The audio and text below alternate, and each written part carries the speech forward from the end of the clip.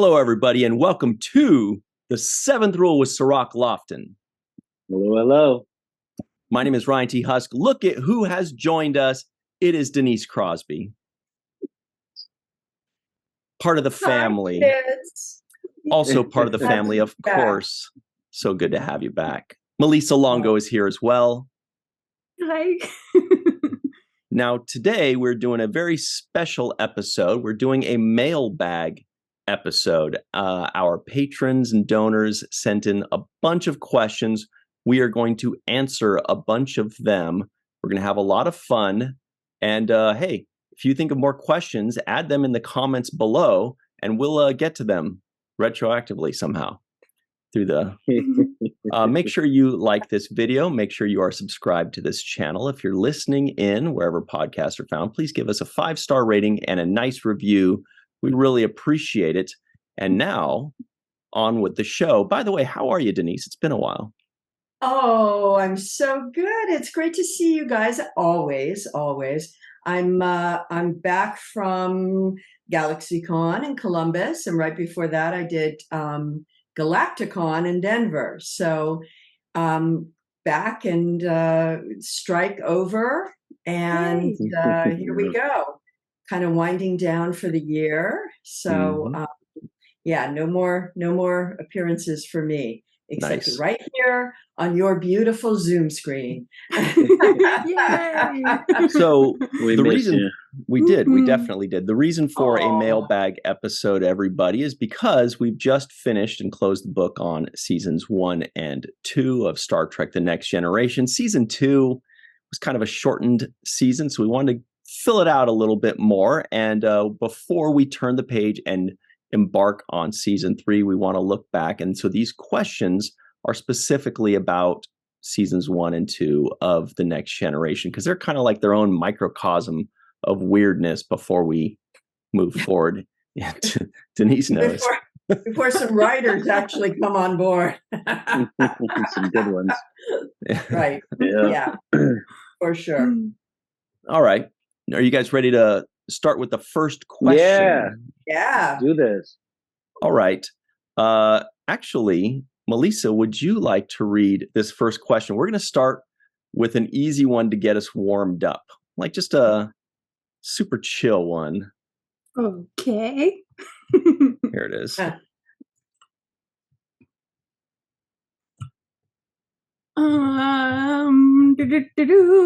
For the group. Ooh, yay. What was your favorite Mr. Data episode and or scene for season 1 or 2? Thank you. Chuck A. Yay. So I guess I'll start with this to give you guys a little bit of time to think about it.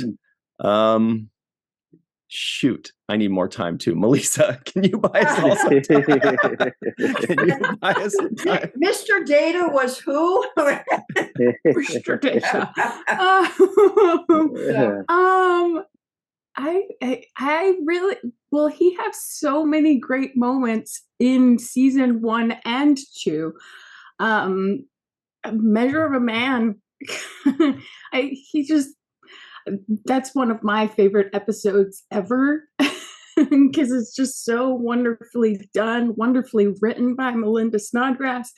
It's really great, and Data has some wonderful moments in that. But I also like him in Elementary, My Dear Data, and because that was fun. Oh, and wasn't he in The Big Goodbye? I like that episode too.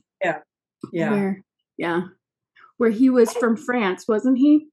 Or something like that. No, actually, that's what I was thinking might be my favorite scene or moment for Mr. Data, was when he goes, and this is Mr. Data, or this is, and he goes, Carlos from South America. And I was actually thinking that's going to be what I'm going to say, because it's just, it gives you the first hint as to why people like Data so much, is because he's just so beautifully clueless in a lot of ways. He says Carlos, and anybody looks at him is like, you don't even look like a human, but let alone a Carlos from South America. You got no accent. He's not from South America, or we'd probably be able to tell. I don't know if the universal translator can change accents, or anyway, it's beautiful, it's clueless, it's innocent, it's fun. It's like this lighthearted innocence that hurts nobody. It's makes people laugh. It's very charming and cute. And that's what I like about him. But Denise, you look like you're going to throw something out. Well, I was just thinking that, that is so emblematic of who Brent is. He brings that to his role so well, because he is so funny in real life, and he's so witty and sharp, that he just is able to, Data could have been played so differently by someone who didn't have those qualities. So having just seen him last weekend and laughed my butt off with him again, and I looked at him and I said, I'm your best audience, because he just cracks me up, as he did constantly on the show. So, which leads me to the moment that I love so much with him, of course, is in The Naked Now, when I ask him, if he's fully functional, and it's still ridiculous. I mean, his face was just said everything. I begged him not to look at me while he's acting, because I couldn't keep it together. It was just so funny and so silly and interesting at the same time. So that would be my personal favorite with him. Yay. Yeah, I have so many favorites too. I think that one, Denise, is one of my favorite as well. Brent is so amazing at playing this character. He does it in a way that it seems very innocent. It's comical. It's intelligent but naive at the same time. So it's amazing. It's such an amazing note that he hits with his performances. I used to watch Cheers a lot, and I would love the way Woody Harrelson played that character. And it was, sometimes it was witty, sometimes it was just so dumb, but it was just ways that he hits these notes. And Brent is so amazing at hitting these kinds of comical notes that are also meant not to be comical, but also told in a robotic way.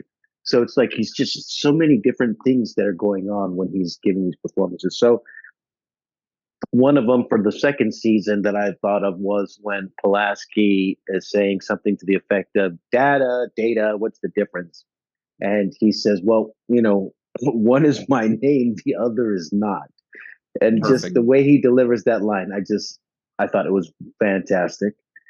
And also, when the question was asked, I was thinking Chuck was talking about, are they asking the moments when Picard is frustrated with Data and he's like, Mr. Data, I thought that's enough. I thought that's how, I thought that was how the question was, I interpreted the question when I first heard it. So I was thinking, where were the moments when Picard really was just like, all right, that's enough, Data, and I thought of the episode Schizoid Man, where Data's giving a eulogy to the doctor that was in that episode, and in that eulogy he was going on and Picard is obviously done with this eulogy, and he says, I'm almost finished, sir. He tells Picard, and Picard says, no, you are finished. You are. It just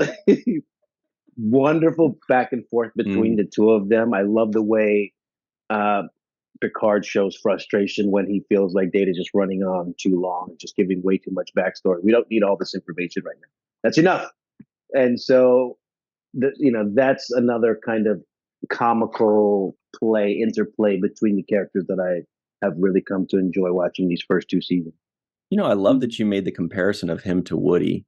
in Cheers. Yeah. I never made that connection, but it completely works. Like as soon as you said that, I thought of two Woody quotes that fit perfectly with Data's personality. One is when someone says something to the effect of whatever that line is about, you can catch more flies with honey than with vinegar or something like that. And he goes, maybe I shouldn't be butting in, but you could catch the most with dead raccoons or something like, it's just, that's a Data line, he said, actually, you can catch the most.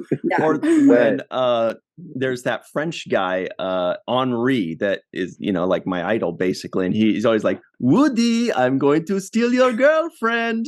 And then Woody very innocently says, Henri, I don't know how things are in France, but in America, we don't go around saying we're going to steal other people's girlfriends. It's not polite. Like he says, he knows. Anyway. Yeah. So here is, I'm never going to be able to not connect those two now. Yeah. Yeah. Here's the next one from our good friend, May Borello. May Borello says, to all four of you, is there an episode in either season 1 or 2 that you find yourself thinking about from time to time? It might not be a popular episode, but it had a lasting impression on you. Thank you. That's a great question.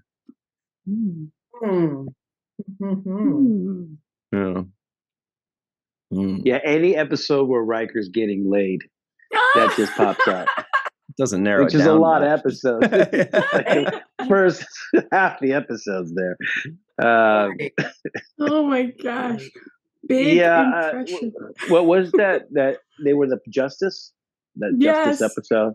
Yeah. Yeah, that I sometimes go back to just because it was that, fun to watch everybody kind of indulge in that. Orgy. In that orgy. All of the oils. Yeah. Those outfits. So I can't, like, once you see them, you cannot not see You can't unsee it. Especially because I Google it every day. Yeah. Yeah, I have seen people cosplay, not very often, maybe like twice in 36 years in the Justice outfits. And I'm like screaming, it's just not to be believed, that they go there. That's pretty good. Boy. I also say that outfit you were rocking in the Naked Now, that just flashes back every once in a while. That silver with the headband and everything looking all ready to go. Oh, God. That was a great deal. The I Dream of Jeannie outfit that could actually show a navel, that, she wasn't able to in her day. And they came along. Just a reminder for everybody out there. There's a little sketch. Amazing. Oh my goodness. Wow, right on cue. Oh my goodness. Amazing. I have that picture. I have a picture on my table when I go to these cons of that episode from the Naked Now. And Whitney, who is Brent's assistant, came over to my table this weekend, and she just looked at that photo and said, "That is the greatest thing I have ever seen."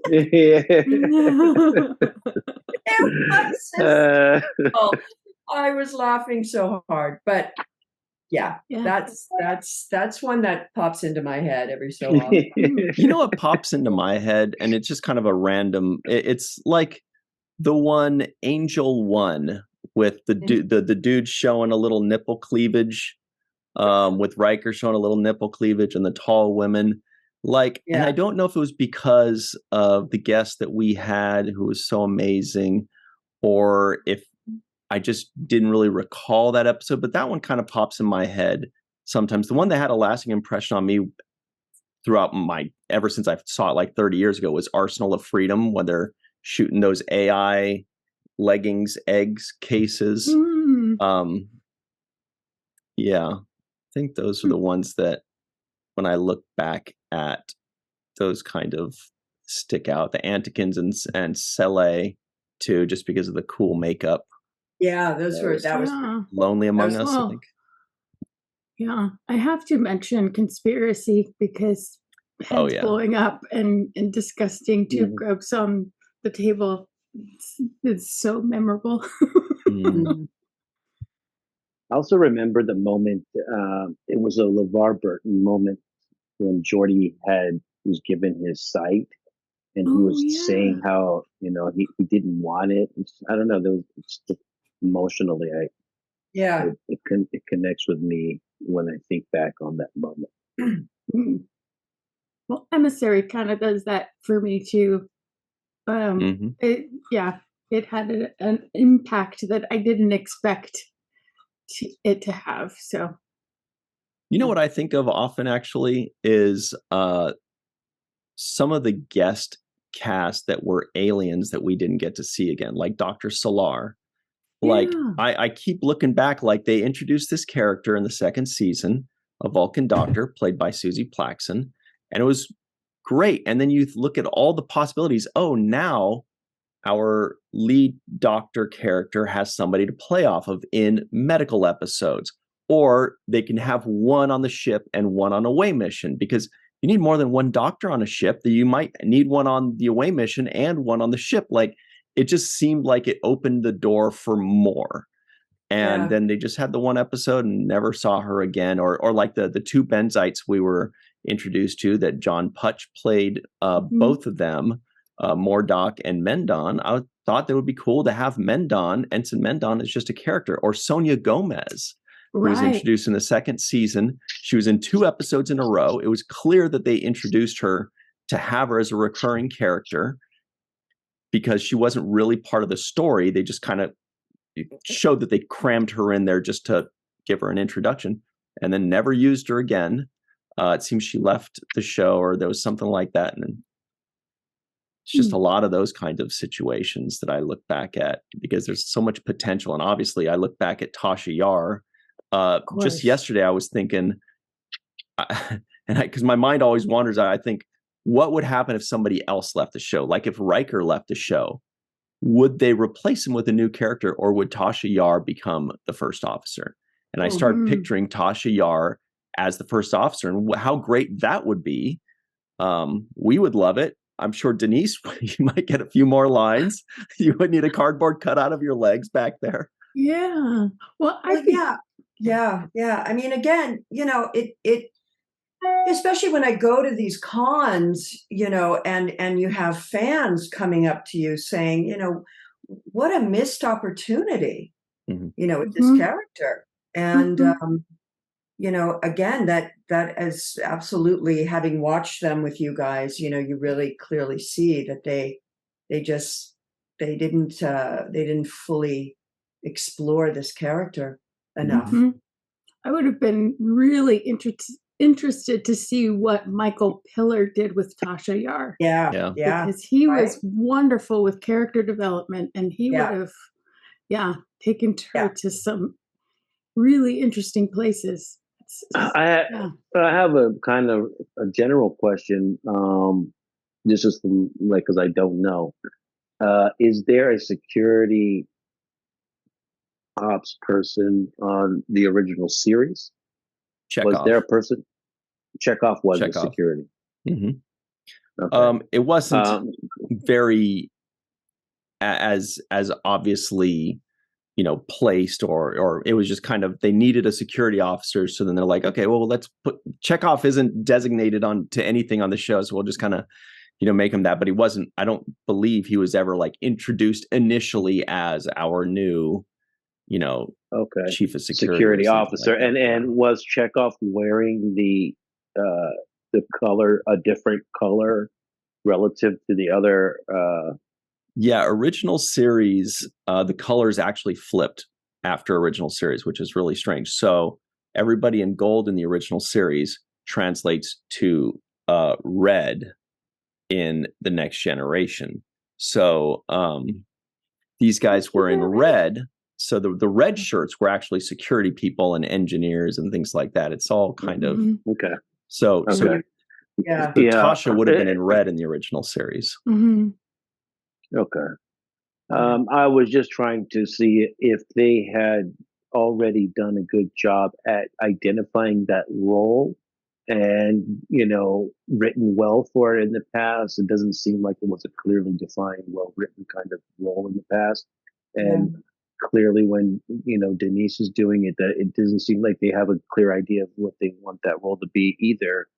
And it only becomes clearer later, I think, not even in the second season, I really felt Worf really starting to really fully feel like a security guy, but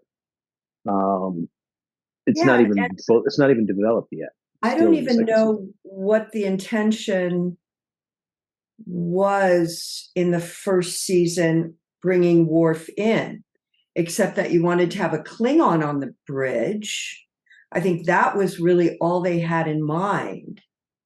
So it was like, well, what are you doing here? And again, it felt like that so much to me. Throughout, that was a late addition, from what I understand, on the Chaos on the Bridge. They said he was the last one, right? That was a Gene Roddenberry kind of rewrite. From my understanding, that he created Q and Worf on his rewrite of Encounter at Farpoint. Somebody else. I think Gene was opposed to having Klingons on the bridge. And it was somebody, but I don't remember who it was that like kind of snuck him on or something like that. But yet he was the last addition, I believe, is what they were saying. And like, it sounds like they just wanted to have a Klingon on the bridge, be more inclusive, be more sci-fi, add extra characters. But I don't think they had a role for him. They're just like, just kind of be there. We'll figure it out on the fly. You'll help Tasha, but what is Tasha doing? So it was like a big blob. Whereas later on in Deep Space Nine, they had a very clear agenda for Rene Auberjonois and his role as security officer. They gave him the backstory that he was part of the Deep Space Nine station prior to the Federation taking over. So they gave him a really good backstory. They gave him an outlined position and role.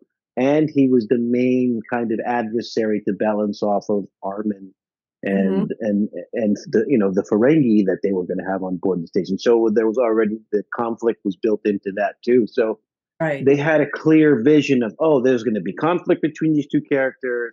He's going to be a tough, strict security officer who's not really that strict, but appears to be. Can you imagine if they would have done that with Tasha and Worf? Yeah. Like he comes in and he is also part of the security detail, but she's like, I don't need you. And it would have been great that she's the right. Yes. And they would go head to head. Yes. That he would be infringing upon that role, that detail. And there would be all that male-female hostility built in. You're not as strong as a Klingon. Oh yeah, you want to try that? It would have. There's so many possibilities. In hindsight, we can see that, but it wasn't happening. Well, and it's interesting that Worf and Data were the only non-humans on the bridge at that time, versus Deep Space Nine, where there are mostly aliens and ops, and Captain Sisko and Chief O'Brien were the only humans, right? And kind of a reverse. And then we've got Deanna Troi, but she's only half Trill. She was half human, half Trill, and Picard hardly listened to her anyway. Betazoid. Yeah. Sorry, what did I say? Trill. Trill. Yeah. Definitely not Trill. Cirroc, you are in for a treat when you see the Trill in the Next Generation. You're going to be like, that's a Trill? We do not discuss it with outsiders. All right. So we've got, half Betazoid. Here's another great question. You want to read this one for us, Malissa Longo? It's kind of along these lines, so it's pretty relevant. Did you witness any transformation in yourselves while watching these episodes? That is, did any of the episodes have a message that truly resonated with you? Greg Kenzo. I guess that's to the group.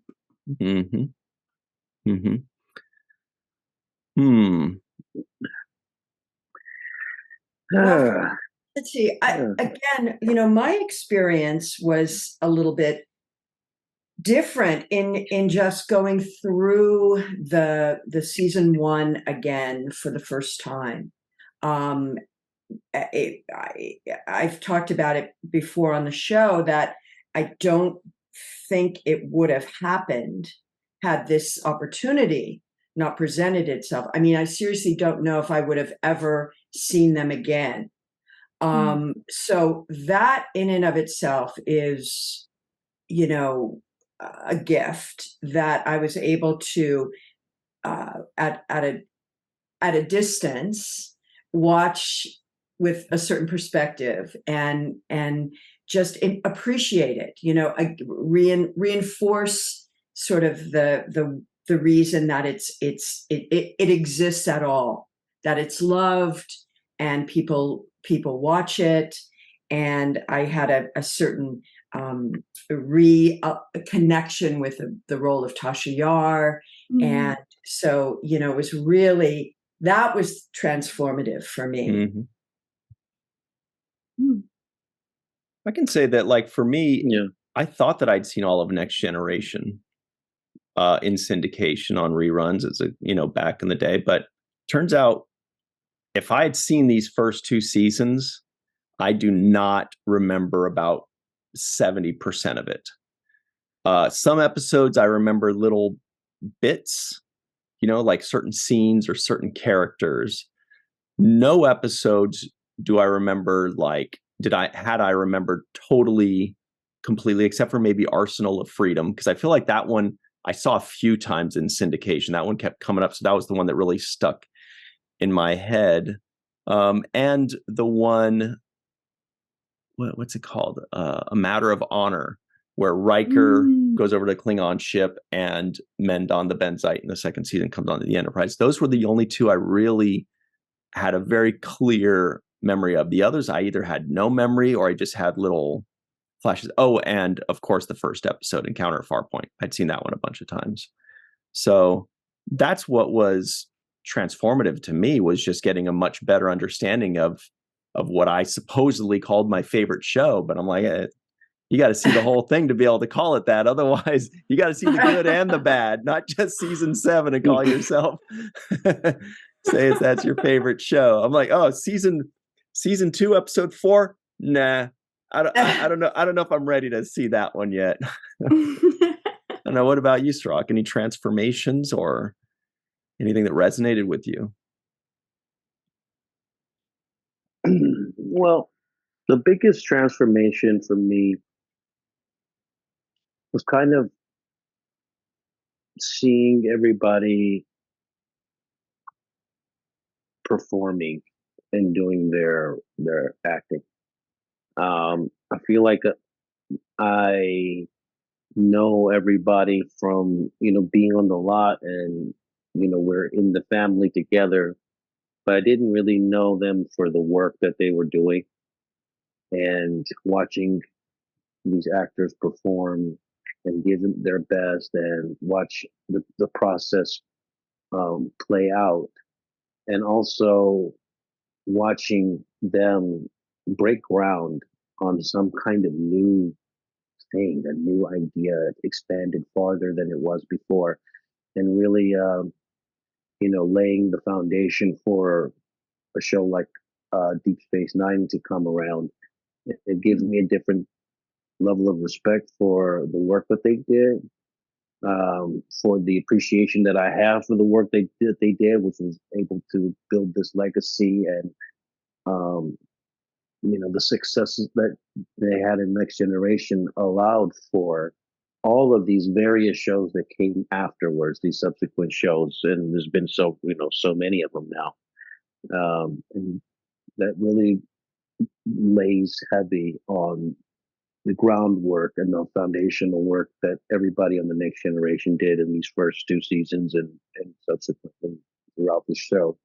So that's one thing that transformed for me, is just that I have a newfound respect for people that I already felt a kinship with, but now I feel a respect for the craft, the work that they put in, the performances that they gave, And seeing those performances just, lets me know, okay, they really picked some of the best people they could find out there to bring this vision to life. It's not easy to completely take this world of space and living on on the spaceship and make it work and make it believable. But it takes creativity. It takes great actors who have the imagination and are also willing to challenge themselves and giving a morality as a baseline for this imaginative creative space. So that's the transformation for me, is I have a whole new respect for the people that came before me and laid down some amazing foundational work for an entire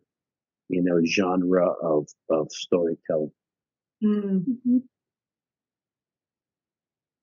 Oh, you're on mute. You're on mute. Oh, sorry. I was asking you if you felt transformed by anything. All right.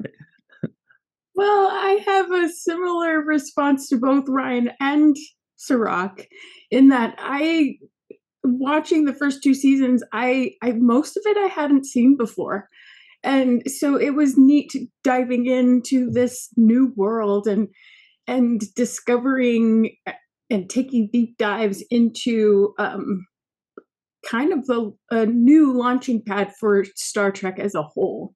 And seeing that through line through to current Trek, we're still seeing many of these seeds that were laid in these first 2 seasons in Trek today. And that's kind of awesome to see.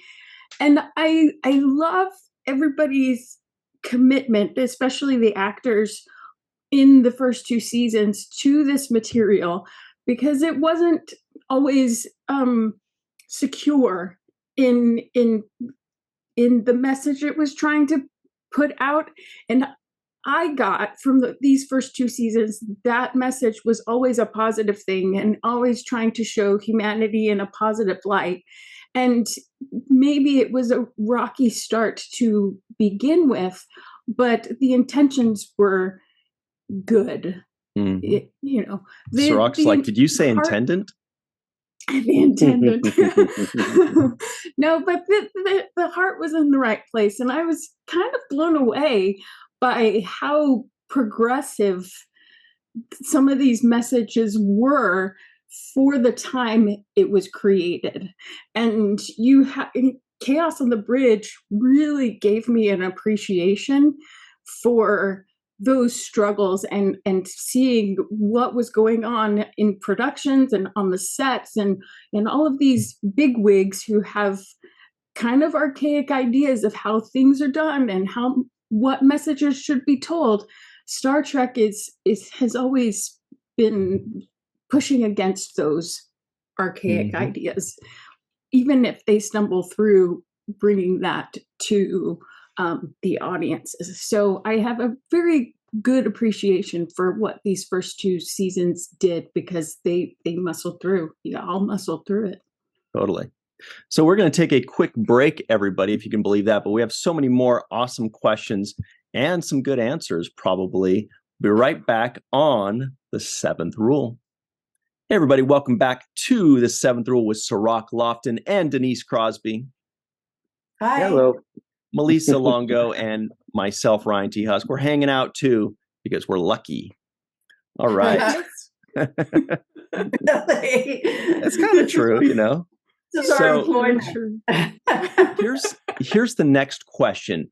It is beamed in from Faith Howell. We love Faith Howell, really cool. She says, for Ryan, Cirroc, Malissa, and Denise, who has been, this is a toughie, who has been the best guest you have had on the 7th Rule so far, and why? What guest have we never had on who you think would be amazing to interview? Note, you can't say Denise. She's not a guest. She's family. Those are Faith's words. That is Faith Howell, everybody. And she's right, of course. So it's a 2-parter, a quickie 2-parter. Best guest and who would be amazing to have on. Man, you've had some,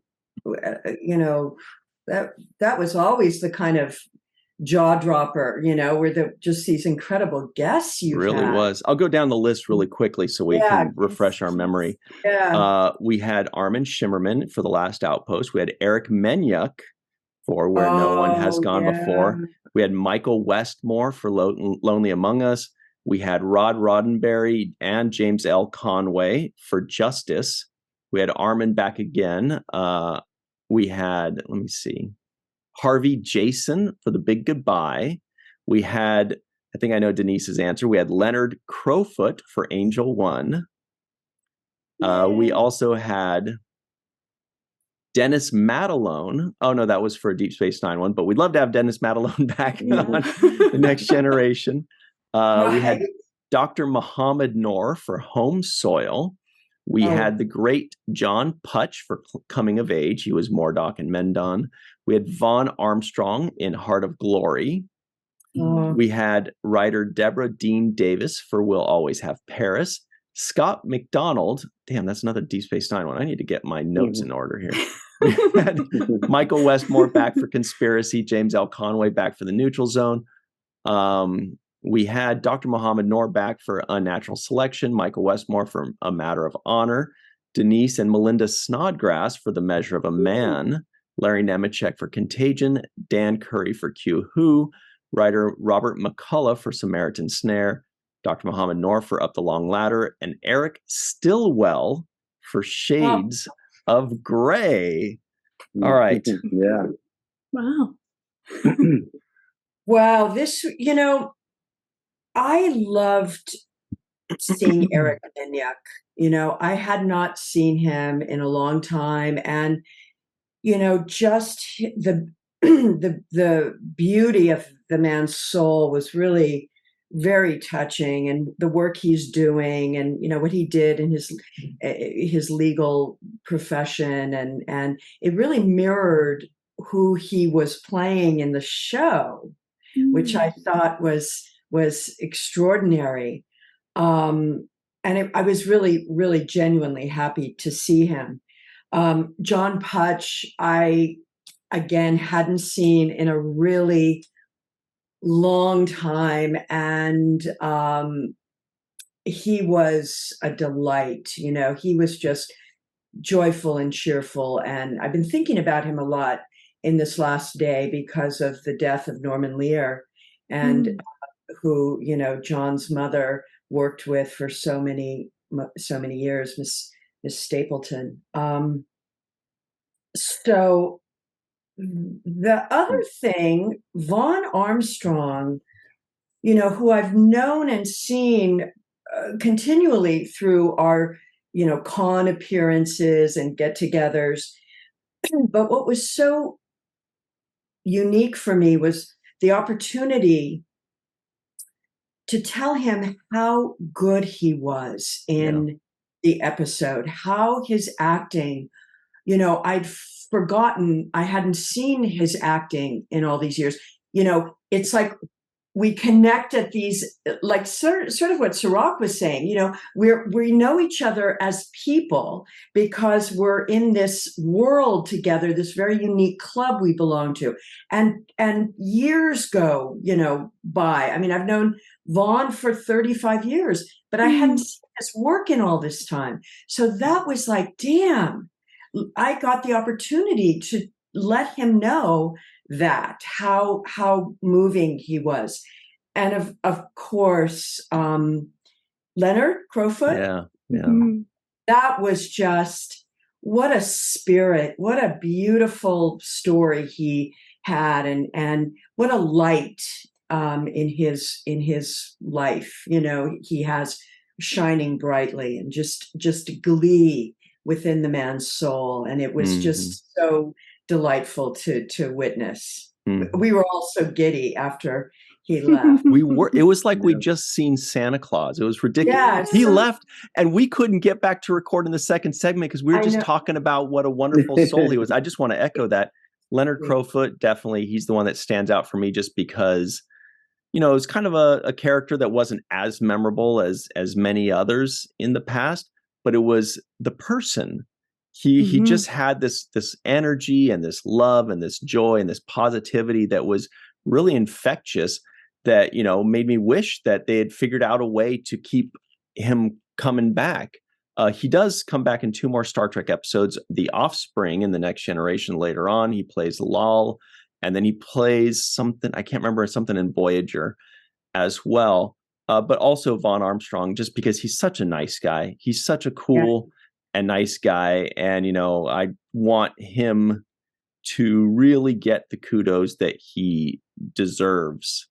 And so hopefully people will give him those kudos when they see him at conventions, because he's such a good guy. What do you think, Cirroc? Any favorites? They're all favorites, by the way. They're all favorites. Everybody has their unique story, and so I don't think I would rank it in that way. I would just think about memories that I have. One of the things that I remember about Leonard Crowfoot was him overcoming his disability as a young person and entering into ballet and becoming successful and really just overcoming adversity. And I think that's the testament to everybody out there who's struggling to find, overcome whatever adversity they have in life and whatever challenges that they may struggle with.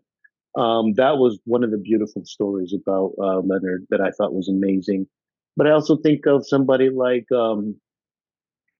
Michael Westmore, who, has such a tradition and comes from this legacy of makeup artist that, is generational. And for him to tell his story and also to see the amount of passion that he does his work with and the creativity on the fly, that also makes me think of Dan Curry and how he has shared so many wonderful stories with us about, making batlets or whatever he was doing, just doing crazy things. And so, I think everybody, they bring so much to the table. And that's one of the remarkable things about Star Trek that people can identify and find themselves kind of featured in, is that it reflects so many different elements of society that anybody who's watching it can find somewhere there that they can reflect to, that they can attach to themselves, so they can see themselves in. And I think that's one of the beautiful things that Star Trek has done for, civilization in general is being an inspiration for people to approach the sciences or approach their arts, the arts, or approach other kinds of things that they're interested in. And using Star Trek as a platform for that, this is why I entered into this profession, or this was the inspiration for me to do these things that I've done in my life. And so, all of the guests have been so amazing. Shockingly great. Really lucky, shockingly right? Great. And to answer the second part of that question about who I would like to have come in and share some stories with. One of the persons that is Rob Bowman. Yes. Come up. Yeah. Me Directed all too. these episodes. I would love to talk with Rob Bowman about his experience, about setting a stylistic kind of trend for the visualizations and what we saw, and how he was able to kind of be the blueprint for visual of what Star Trek ended up becoming. So those are the questions. Those are the people that I would like to see. Also, the late great BC Fontana. Obviously, I would have loved to have had a chance to interview her, to talk about her being a pioneer in the space of science fiction writers for women, and I would love to talk with her about that as well. So unfortunately we can't, but we can definitely see her fingerprint all over totally Next Generation. Yeah, Rob Bowman was such a young prodigy too. Like, he was a kid when he was direct. I mean, we love to get him. What about you, Malissa? Do you have some people that stood out, or somebody that you'd like to see? Well, you pretty much mentioned all of them. Leonard Crowfoot, I thought he was amazing, and as everyone here has mentioned, because he was such a light, he has such a light inside, and it's so bright and infectious and warm and lovely and giving. And I won't even talk about his buns, but but yes, and I love the whole ballet aspect, and as a former dancer, I love everything that has to do with dance, and it would be wonderful to see him on stage and see him perform in something and see him fly, because men just fly on stage when in ballet. But also Vaughn Armstrong as well, because he's amazing. I love Vaughn so much, and every time I see him, I'm just like, oh, you are wonderful. You're just lovely. He's a lovely, lovely person, and I love seeing him get his well-deserved kudos, because he is a phenomenal actor too. I would like to mention Armin as well, because he's Uncle. And he's amazing. He's an amazing human. As well as Melinda Snodgrass. She was very impressive in her interview, and I learned so much from her, and I love hearing about how she took her experiences with law and translated that to the page. And that's so smart, and she did it so intelligently, and that was really wonderful. But as you said, there were so many great guests: Dan Curry, Michael Westmore, all of these seasoned masters at their craft are wonderful to hear from and learn from. Somebody I'd like to see come talk with us would be Susie Plaxton, if possible. And Shannon Phil, I believe her name is. She plays Sita Jaxa. Yes. I think that's her name. I'd like to see her come on too, because Sita Jaxa. She's in one of my favorite TNG episodes ever. So Lower Decks. So Shannon Phil, yep.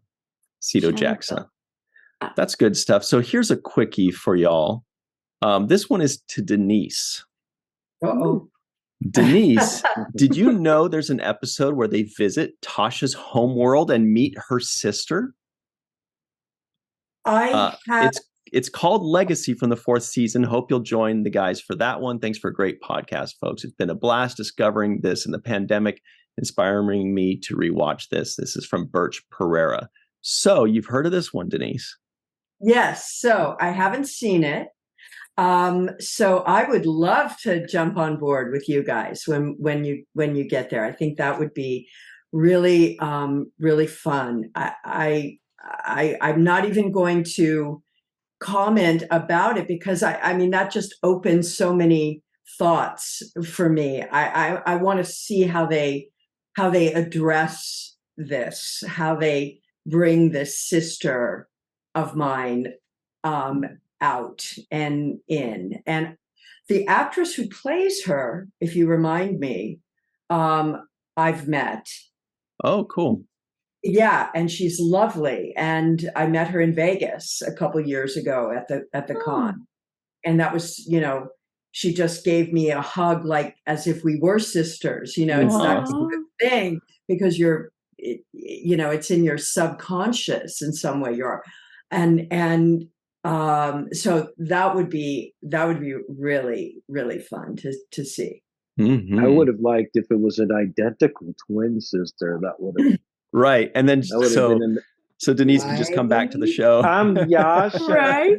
Yeah. Well, you're close. This one's like Yasha Yar. Yasha Yar. Yeah. I'm her sister. Like, the Patty Duke show, but we could do the walk alike, talk alike. Yeah.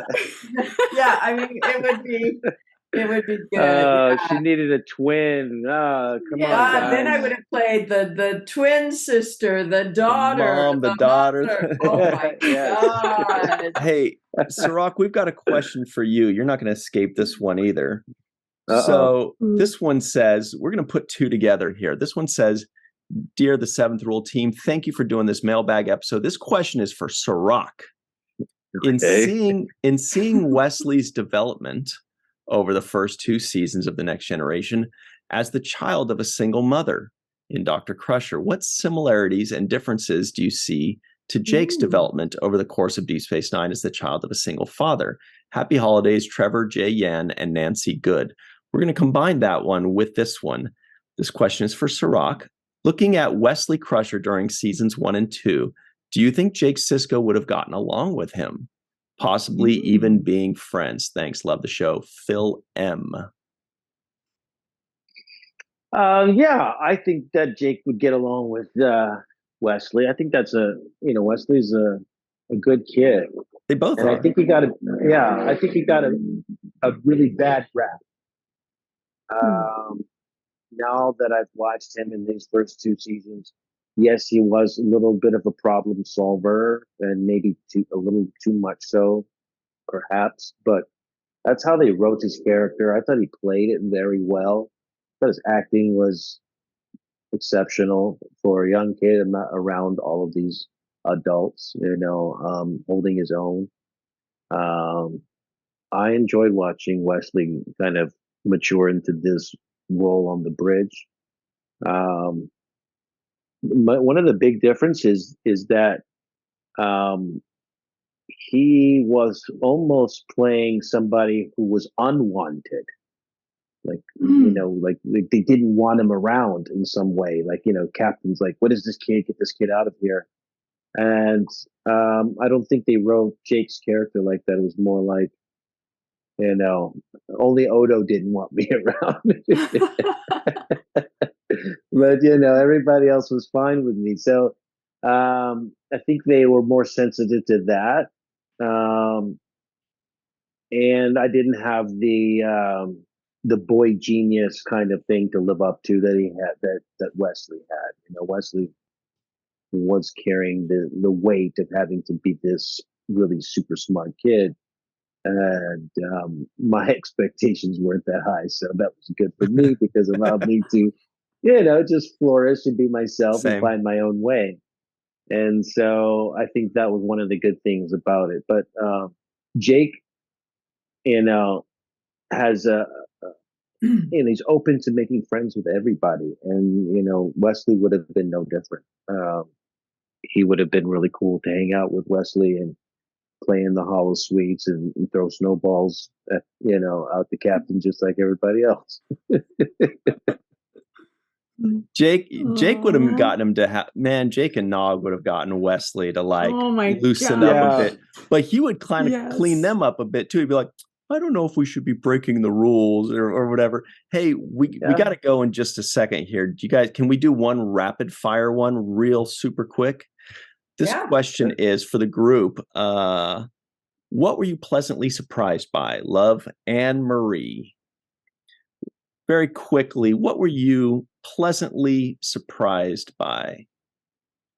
I think for me, I could say maybe Dr. Pulaski was, I don't remember really caring about her character as a kid. I was just like, "You're not Dr. Crusher. You're weird. You're crotchety. And I don't like most people, including you."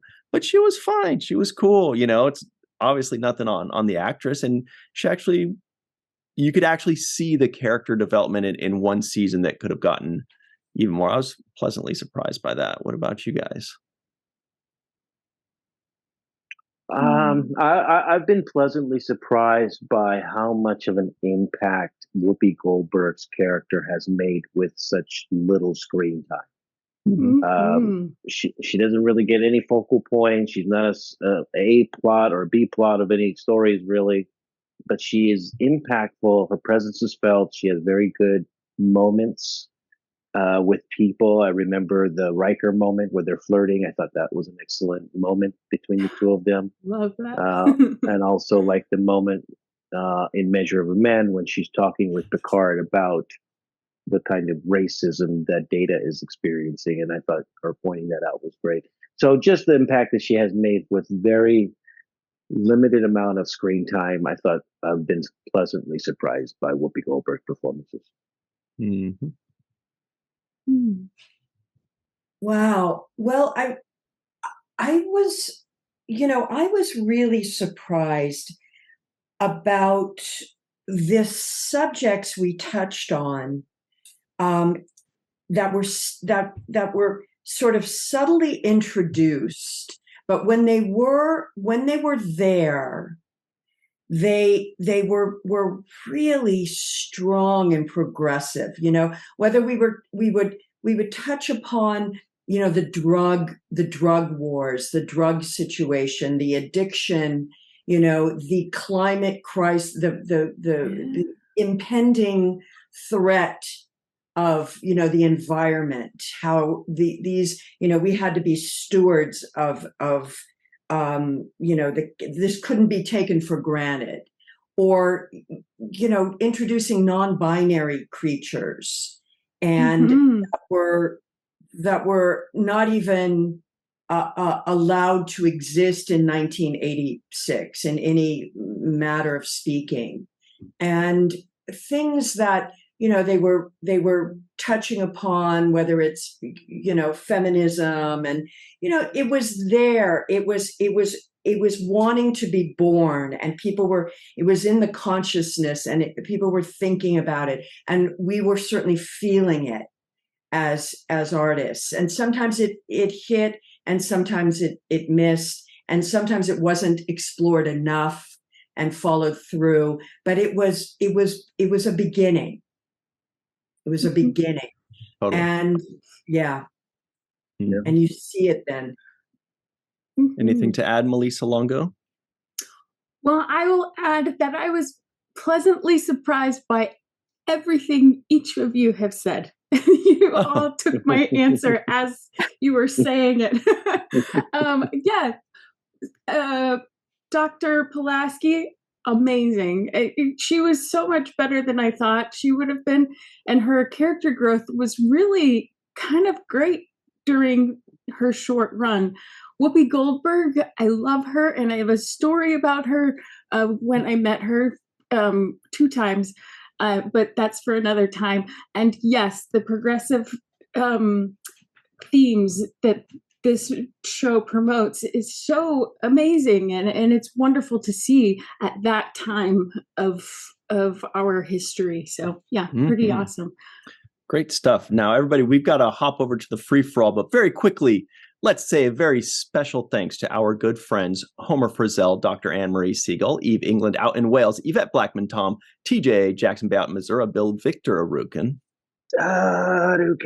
Titus Muller, Darlena Marie, Dr. Muhammad Noor, Tierney C. Diekman, Anna Post, Anil O. Palat, Justine Norton-Kurtzen, Joe Balsarati, Mike Gu, DQ, Dr. Stephanie Baker, Carrie Schwent, Faith Howell, Edward Foltz, live from Tokyo, Chris McGee, Justin Weir, Jake Barrett, Jane Jorgensen, Henry Unger, Allison Leach Hyde, Julie Manisfee, Marcia Classic Schreier, Greg K. Wickstrom, Jed Thompson, and of course, Dr. Susan V. Gruner and Jason Oken. All right, everybody, stick around. We've got the free-for-all up next. They're banging on the wall. They're like, let us in. And we're like, hang on, wait for it. We'll be right back on the 7th Rule. Hello, everybody, and welcome back to the 7th Rule with Cirroc Lofton. Hello. This is the free-for-all. It's going to be nuts. Malissa Longo's back, of course. Hello.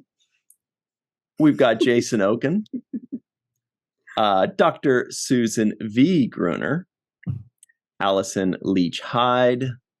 We have Anil O. Palat somewhere in the world. He's always traveling. Faith Howell is here, of course. We have Mai live in Tokyo. Carrie Schwent with the cool background. We've got Chris McGee and the Matt Boardman. Let's see. No non-appearance mentions. No guessing the IMDb. Don't guess the IMDb score of this particular episode of our show. Let's it's just a 10. Yeah. That's my line. I know. Cirroc, do you want to start us off with a question here? Yeah, I do want to start everybody off with a question. And it actually, it's in line with what you just finished saying, which is about the IMDb and the NAMs. And that is, when you guys are watching the show, do you think, what are some of the things that you think about while watching? For example, the NAMs, the IMDb scores, maybe notable quotes when you hear them. Chris likes to always have the famous quote of the episode. So, what are the things you're looking for to check on your checklist of things? Good question. What do you think, Jason? Well, honestly, it depends what I'm watching the episodes for. Because if you're just sitting back and kicking back and trying to relax at night, you're looking for different things than when you're trying to discuss or analyze. Are you putting your thinking cap on, or are you just kicking back?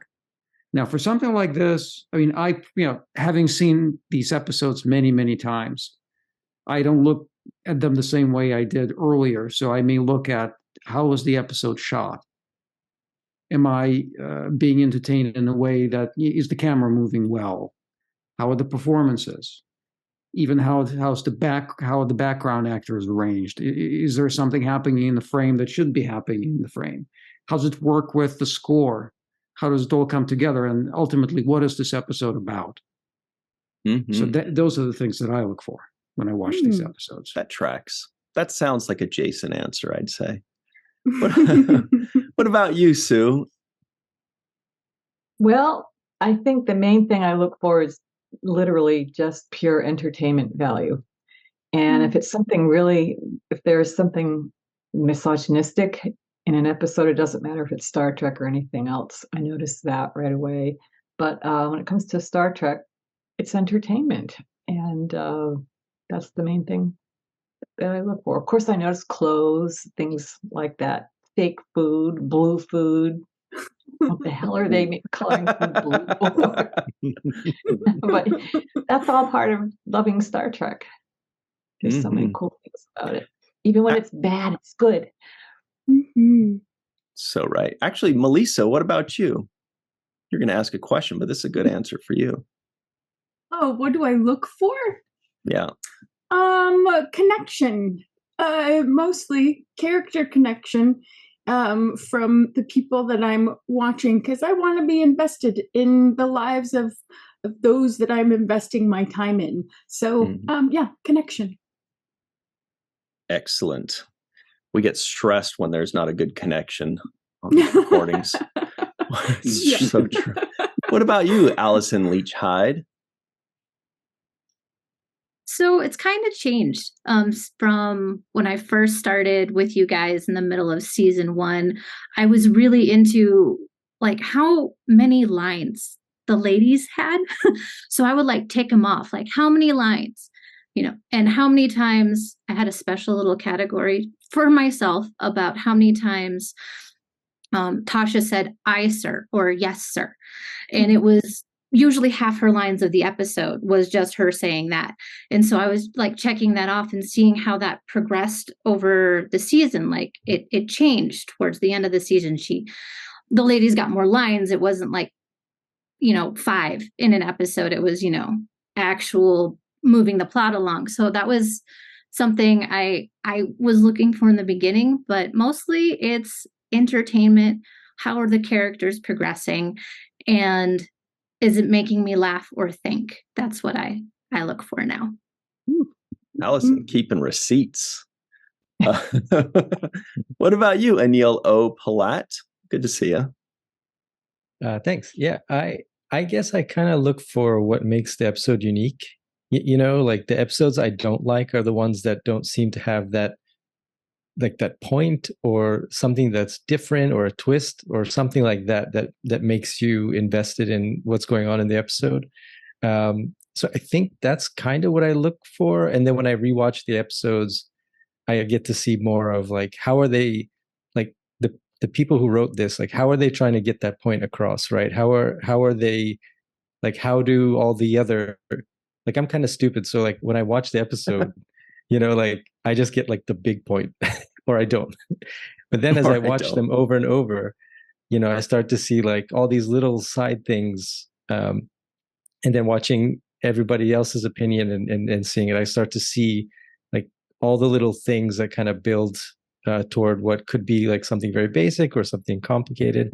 So I'm always looking for that one little hook that will get me into the episode, or it'll just be kind of like, nah.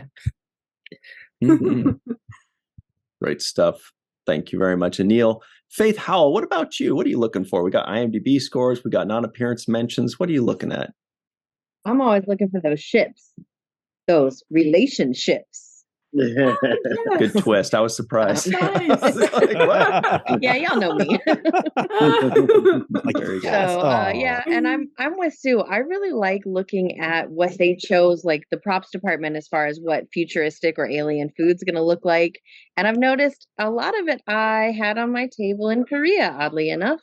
So it's very interesting. Like I can see connections with the Asian markets in that area. It must be a lot of them. It must be pretty good. So yeah, that's mainly it. I like to watch the characters develop and wonder what on earth they were thinking in some of the first season episodes, because they don't match my memory going forward. But yeah, that's it.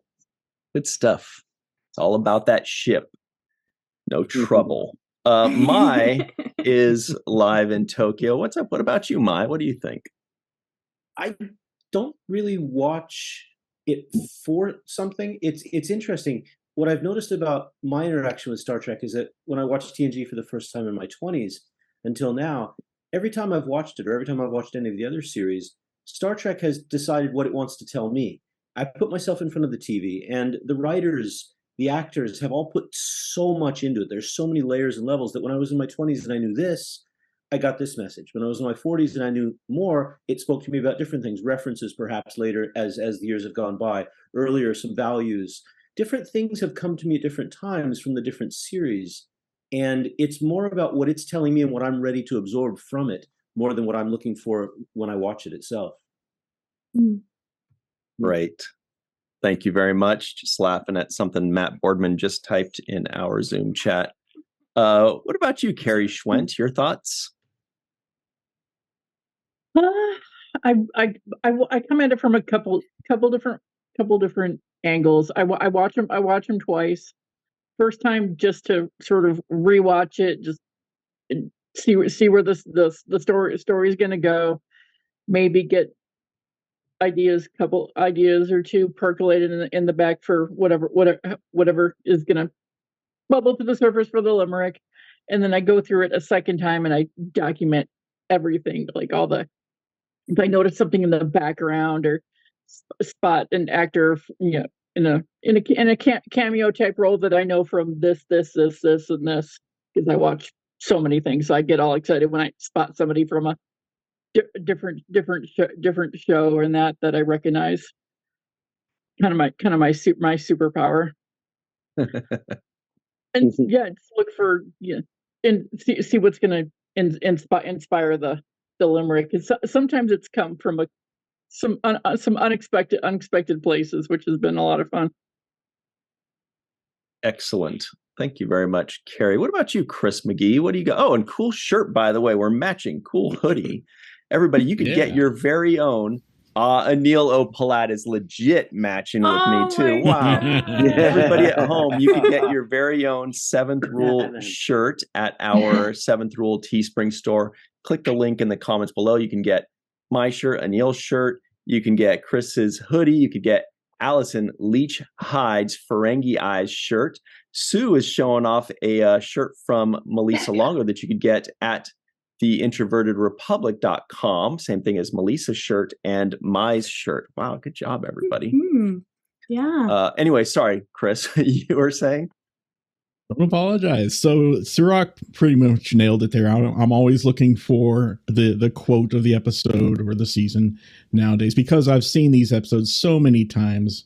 So to piggyback off of what Jason was saying, yeah, I'm very easily entertained. And so when I first watched these as a teenager, it was just for the entertainment value. But now that I'm older, especially after having listened to all of you guys during these free-for-alls, I'm now starting to see things I've never really noticed before, especially since I've watched so many movies and TV shows since I was a teenager.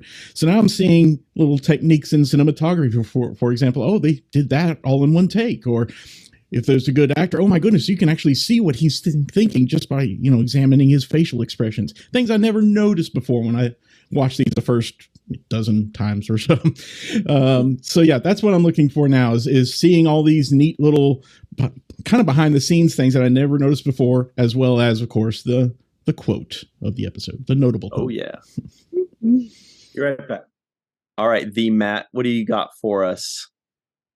Well, I've always had this issue where I'm like paying attention to the sets and looking how they built the sets and how they were painted and everything. And so then I have to go back and rewatch it because I'm like, oh yeah, people were talking during that moment. I probably missed something important.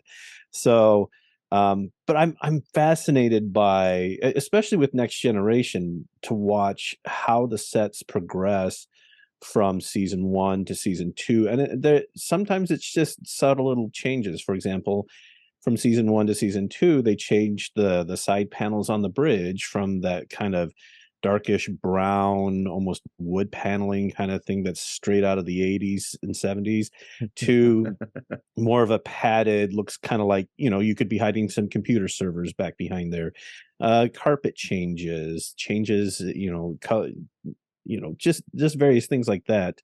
And honestly, since we've started doing these reviews, one of the things that I appreciate that Jason has always talked about is camera angles and how they've shot that. And now I find myself paying more attention and then looking and seeing, okay, who directed this episode and trying to see if I can, because I'd like to think I'm pretty good about picking out who did what music. Like I've identified the major Trek composers, and I can tell you by listening to music, okay, that was Jay Chataway, that was Dennis McCarthy, that was David Bell. I know those people, but now I'm like, okay, can I identify who directed this episode based on how it was shot?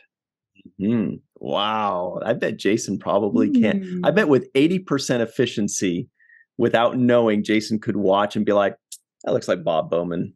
That's oh yeah, that is classic Bowman. All right, well, let's do another question. What do you got for us, Malissa?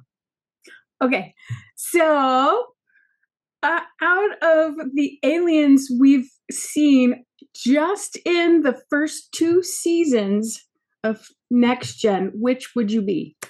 You guys, that is like the exact question I wanted to ask. That's freaking awesome. That's so cool. That's awesome. All right. Let's go back over to what do you think? First 2 seasons of the Next Generation, which alien would you want to be? I think probably, given that I'm now in the latter stages of my life, I would want more. So probably Q, to be honest. Wow. She's going right to the top. That's awesome. Why not? Yeah, I want some infinity going on with this whole life thing. I'm digging it, so I don't want to know that. What about you, Carrie Schwent? I feel like I'm halfway there already, but probably Betazoid. Because when of y'all start crying, it's guaranteed I'm gonna start right up there with you. So I'm half Betazoid already, I feel like. Yeah. Chris McGee, would you want to be Betazoid, but for sinister reasons? But you're crafty Betazoid. That's right. Yeah. Actually, Mike kind of stole my idea of being a Q there, so I'm going to go with one that's not quite so obvious. Maybe an elastomorph, so I could transform myself to whatever I want to be at any time, no matter what size, etc. I find that idea fascinating. Good knowledge. You could be a Care Bear, an Ewok, a Wookiee, any of those guys. Be friends with Worf. Matt Boardman, what do you think? Is it a Cele, and why? I was actually thinking about that or maybe a Binar. Yes. That would be kind of I could do all my visual effects with like, tapping right into the computer and just think it and make it happen. No. Funny enough, I've always wondered what it would be like to be dressed up as a Klingon and like have somebody do like the full makeup process. And just, I don't know, I think it's so fascinating. And like Virtual TrekCon, I don't forget how long ago it was, did one with, we don't see them in these seasons, but you guys had Tracy Lee Coco on and made her up as a Cardassian. And like that process fascinated me so much that I'm like, I wonder if it's the same kind of thing as somebody gets prepared to be a Klingon. Excellent. All right. Thank you. And everybody at home, Matt's like 6'3". He's a hulking specimen. He'd be a great Klingon. Yeah. But then he'd like hug them and they wouldn't be scared anymore. What about you, Sue? What do you think? Klingon, Bynarr, where are you on this? I'm blowing you all away here. I am going for Rubicon 3, one of the scantily clad 20-something-year-old women. That's it. Mic drop. All right. Yes. We just got some serious insight into Sue's home life when the camera's not on. Mm-hmm. I think it's best if I don't comment on that and just move right along to Allison. Yeah, I'm not going to get myself in trouble. Allison, what do you think? Oh, Vulcan. Probably because I've always wanted to be an elf. So Vulcan. Close, yeah. I can get in Star Trek. Great. Nice. Yeah, Vulcans and elves, like when you see Elnor, right, in Picard, you're like, is that Elnor or Elrond? True. What's going on around here? What do you think, Anil? Vulcan, Romulan? I guess I'll go with Klingon because I really like the episode where Riker spends that time on the Klingon ship, and I think it'd be fun to be a space Viking. Like it seems like it'd be like a lot of partying going on, a lot of fighting. It seems like it'd be kind of fun. It'd be like Vegas, just in space. Excellent. Kapla! Faith Howell, what about you? What do you think? Without more time to think about it, my quick top 3 would be like half human, half Klingon, like Kalar, because she was pretty awesome. Can I just stop you here? You are such a Lord of the Rings, Dungeons and Dragons person where you start going with half already. You're like half elf ranger. Hey, if anybody wants to play, call me. I've never played. I would like to. Second choice would be Lwaxana style Betazoid, full Betazoid, because the older you get, the more fabulous. And it's my third choice. I lost it. I have to come back to it. I had another one. All right. But yeah. Jason Oken's going to buy you a little bit of time for that third one. What do you got for us, Jason? Well, first of all, I'm shocked nobody wants to be a pack lad.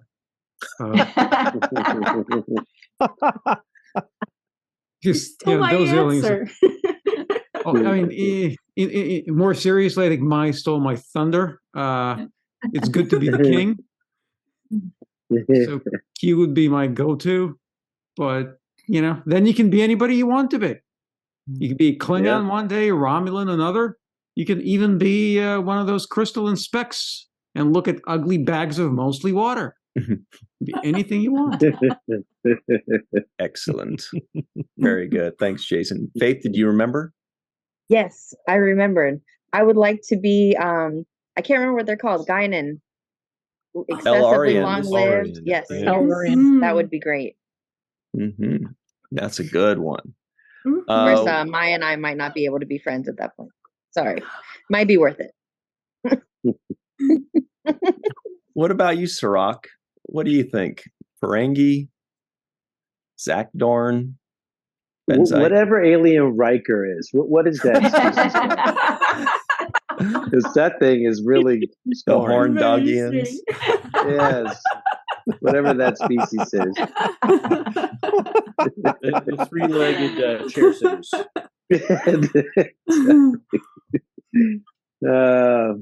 Also, like those aliens that had the glow. Remember when he was glowing? His hands were glowing when he was kind of freezing Riker's chest. Weren't they the drug addicts? I thought they were the drug dealers. It's okay. Never mind. The dealers.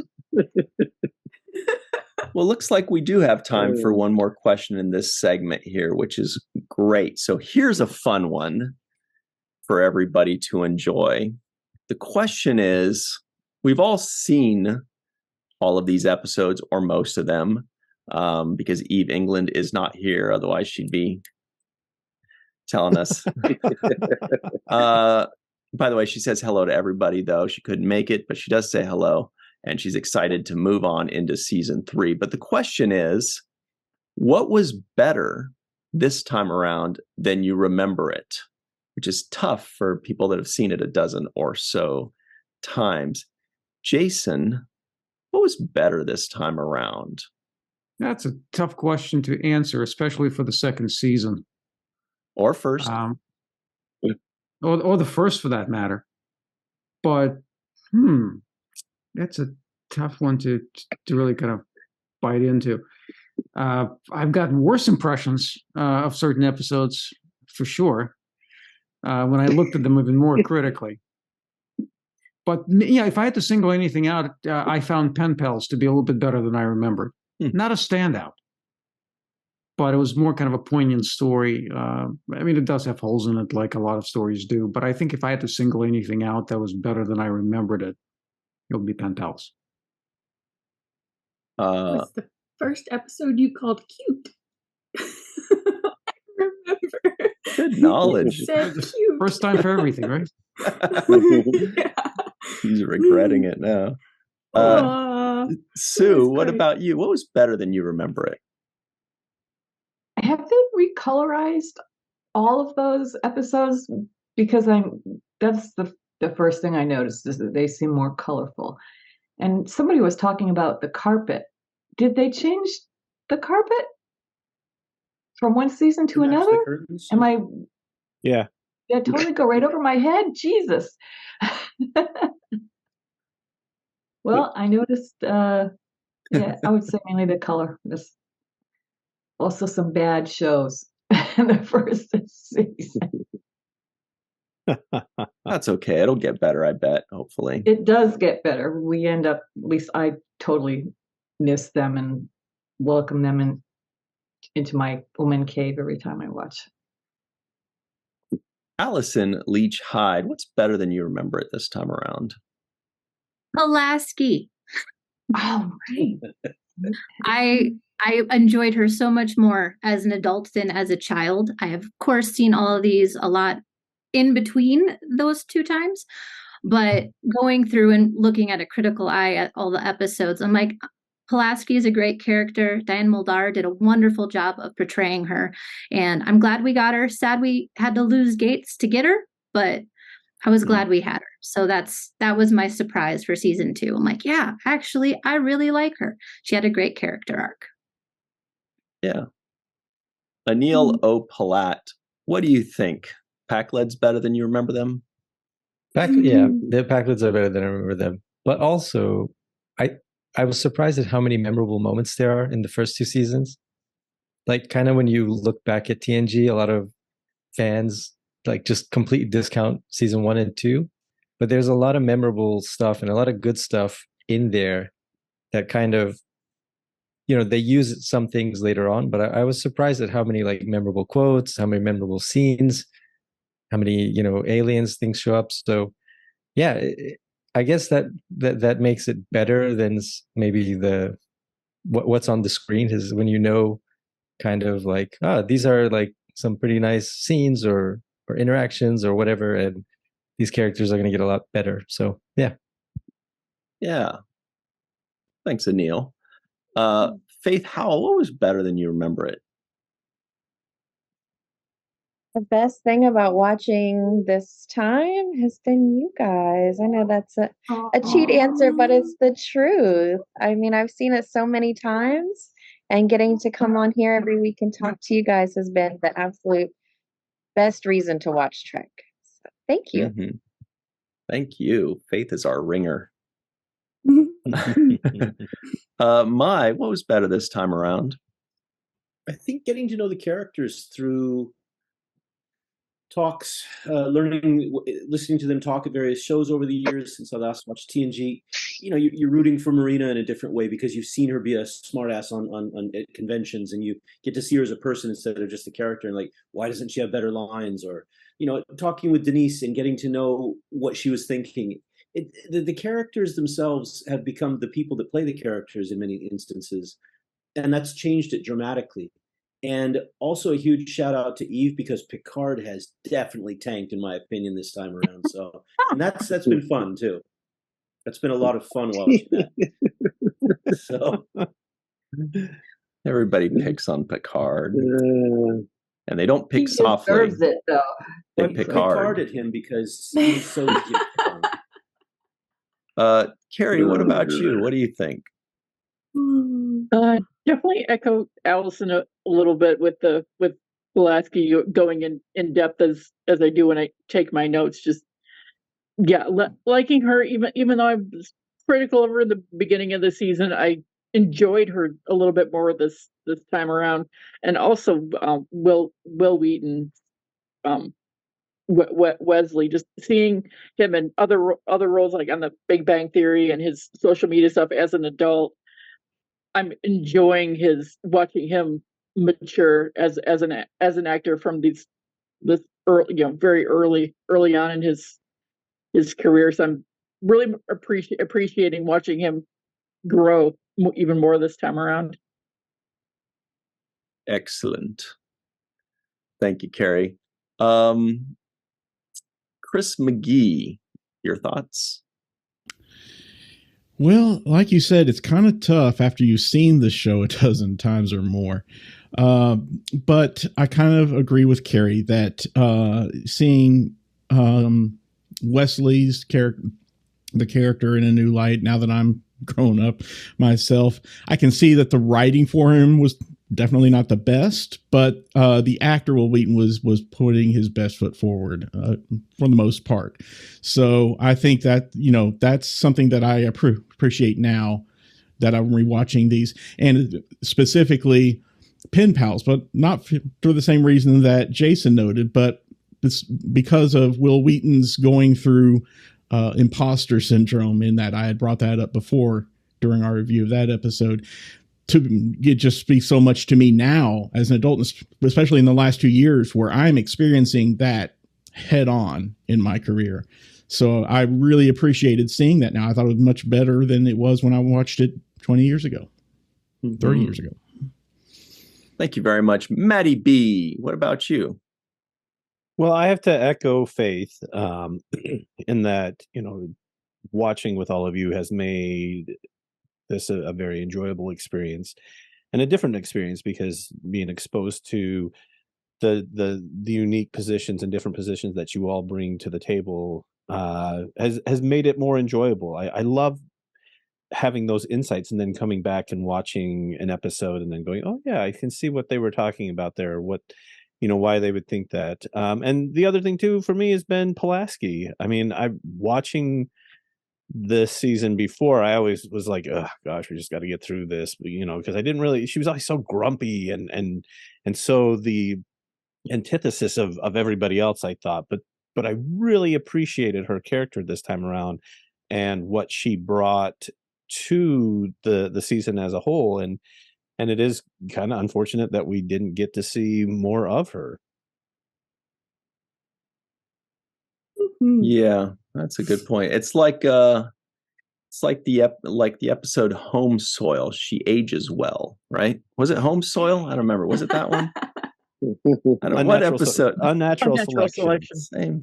Whatever. Say goodbye. Yeah, she didn't. I know. All right. Well, thanks very much, everybody. We've got more questions for you in Things Left Unsaid, so stick around. Everybody at home, if you are watching this as a patron or donor, just check out our next segment. Everybody else, hey, thanks for hanging out with us. It's been great. No, I mean, really, it's been great. Thanks to Matt, Chris, Carrie, Mai, Sue, Allison, Anil, Faith, and Jason. For myself, Cirroc Lofton, Malissa Longo, Denise Crosby, and of course, Mr. Aaron Eisenberg. Thank you all very much for joining us. Really appreciate you. And we'll see you next time. Always remember the 7th rule.